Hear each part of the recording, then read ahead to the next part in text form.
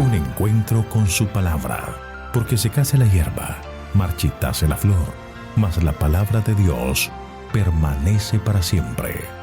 Con ustedes, el doctor José Ricardo Arias Quintero.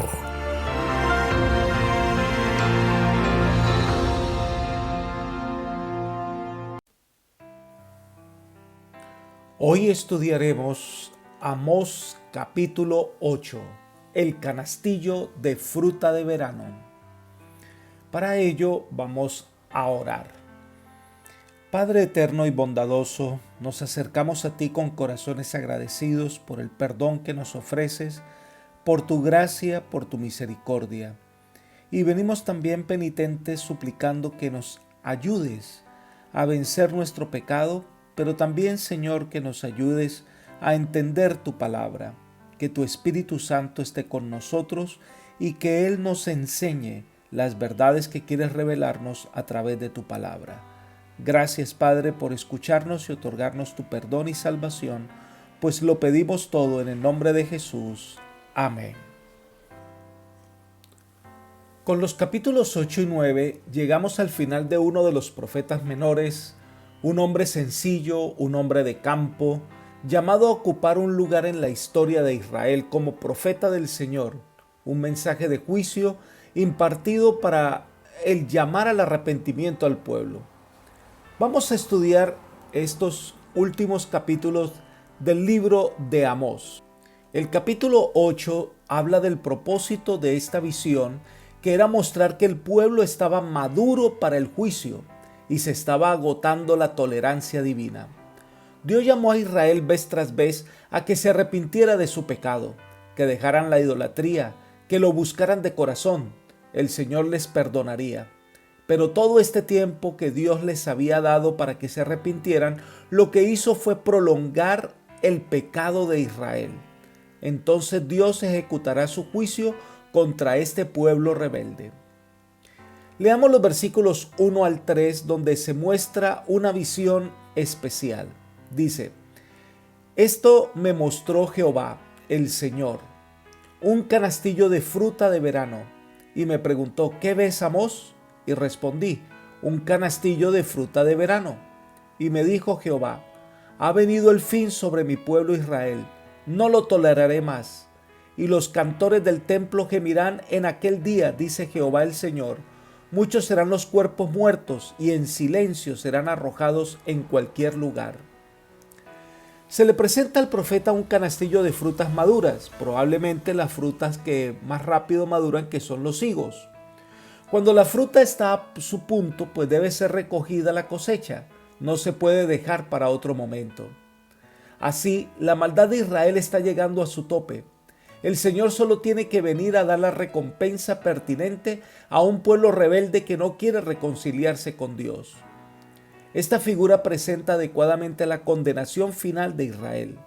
En aquel día los cantores del templo, no los que cantaban en el templo de Israel, sino los que cantaban en el templo dedicado al becerro de oro, los que se levantan en alabanza a este becerro, entonando con alegría cantos idólatras, pues su canto se transforma en canto de luto, y muchos de ellos serán muertos en la invasión que vendrá a Israel, tanto que quedarán muchos anonadados o completamente mudos debido a los sufrimientos graves e inevitables, sufrimientos demasiado profundos para ser expresados con palabras. La descripción de la conducta de Israel se describe ahora en los versículos 4 al 6, donde dice: Oíd esto, los que explotáis a los menesterosos y arruináis a los pobres de la tierra, diciendo: ¿cuándo pasará el mes y venderemos el trigo, y la semana y abriremos los graneros del pan? Entonces achicaremos la medida, subiremos el precio, falsearemos con engaño la balanza y compraremos a los pobres por dinero y a los necesitados por un par de zapatos, y venderemos los desechos del trigo. Estos hombres no fueron solidarios con los pobres y menesterosos. Por el contrario, ellos guardaban el novilunio o primer día del mes, que era dedicado a servicios religiosos, y sin duda era un día donde se suspendía todo negocio. Pero lo hacían solo por cumplir un requisito, una tradición, y querían que esta celebración fuera rápida. Este es un ejemplo de una observancia de tradiciones sin un verdadero espíritu de consagración. Es más, ellos querían que se terminara rápido la celebración para poder comerciar, robar y engañar. Un culto tal se convierte más en una maldición que en una bendición. Una práctica religiosa verdadera debe impactar la manera en que comerciamos, trabajamos o mostramos compasión al pobre. En este aspecto la religión no tiene sentido y se demuestra esa falta de conexión con Dios al alterar las pesas, al cobrar más de lo que se debe al pobre, al tratar de hacer trampa en toda transacción sin importarle el mal que le haga a otro. Muestra clara de un alejamiento de Dios y su voluntad. Debido a esa conducta impía, el Señor juró por la gloria de Jacob, es decir, por sí mismo, por sus planes y dirección.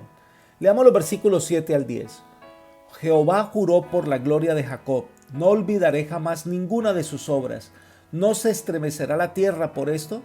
¿No llorarán todas sus habitantes? Subirá toda ella como un río, crecerá y mermará como el río de Egipto. Aquel día, dice Jehová, el Señor, haré que se ponga el sol a medianoche, cubriré de tinieblas la tierra en el día claro. Cambiaré vuestras fiestas en lloro y todos vuestros cantares en lamentaciones. Haré que toda cintura vista tela áspera y que se raspe toda cabeza. Y volveré la tierra como en llanto por el hijo único, y su final será como día amargo. El pecado de Israel ha sido notorio y han llegado al colmo de todo. Entonces se pregunta, ¿no se estremecerá la tierra por esto? ¿No llorarán todos sus habitantes? La maldad de Israel es tan grande que la tierra misma no aguanta tanto mal. Y se estremecerá la tierra y se inundará como lo hacía el Nilo sobre Egipto, y de esta manera el mal llegará sobre Israel y nadie escapará. El día del Señor vendrá y nos recuerda que ese día viene acompañado de fenómenos en el sol, la tierra se oscurecerá al mediodía. Esta señal en particular, que se repite en todos los anuncios del Señor, marca el inicio del tiempo del fin. Pero estos fenómenos también se repetirán en la segunda venida de Cristo, cuando Él venga a dar a cada uno la recompensa que merecen sus acciones. En ese día, según lo leemos en Oseas capítulo 8, versículo 10, los que vivían en fiestas sin francachelas ahora se vestirán de luto como una madre cuando pierde su primogénito. En aquella época, el primogénito varón era el hijo más destacado, en el que la familia depositaba toda su esperanza. Era que cuando llegara el momento se haría cargo de las cosas de la familia. Perder el primogénito traía un gran dolor a la familia. Era una gran pérdida para una familia israelita. Así que el castigo que vendrá sobre Israel será tan grande que ellos llorarán como cuando alguien llora ante la pérdida de un hijo amado. Ya no habrá francachela, ya no habrá tiempo para festines, solo habrá llanto y lamento. Entonces el capítulo llega a su clímax en los versículos 11 al 14. Leamos. Ciertamente vienen días, dice Jehová el Señor, en los cuales enviaré hambre a la tierra, no hambre de pan ni sed de agua, sino de oír la palabra de Jehová. E irán errantes de mar a mar, desde el norte hasta el oriente andarán buscando palabra de Jehová y no la hallarán. En aquel tiempo las muchachas hermosas y los jóvenes desmayarán de sed. Los que juran por el pecado de Samaria y dicen, por tu Dios Dan, y por el camino de Beerseba, caerán y nunca más se levantarán. Este pueblo ha menospreciado la palabra de Dios. Este pueblo ha tratado mal a los profetas que ha enviado el Señor. Este pueblo se ha entregado a la idolatría desoyendo la voz de Dios. Entonces, este pueblo recibe el castigo por su conducta. Y en el momento de angustia terrible, ahora buscan con desesperación oír algo de las indicaciones divinas, escuchar alguna palabra de aprobación de parte de Dios, pero no la encontrarán. Llegará un momento en que Dios dejará de hablar. Llegará el momento en que sus profetas no tendrán nada que decir. Y la razón es que este pueblo está tan endurecido por el pecado que no buscan al Señor para arrepentirse de su pecado, para dejar su mala conducta, que solo busca al Señor para ver cómo puede librarse de las consecuencias de sus transgresiones sin abandonar sus malos caminos. Ellos han contristado al Espíritu de Dios más allá de toda esperanza de arrepentimiento y reforma de carácter. No han dejado que el Espíritu los guíe al arrepentimiento. Siguieron sus caminos y ahí están las consecuencias. El tiempo de los llamados divinos ha pasado. Ahora andan errantes, anhelando alguna cosa de la palabra de Dios y no la encontrarán. No hay alivio para su vida.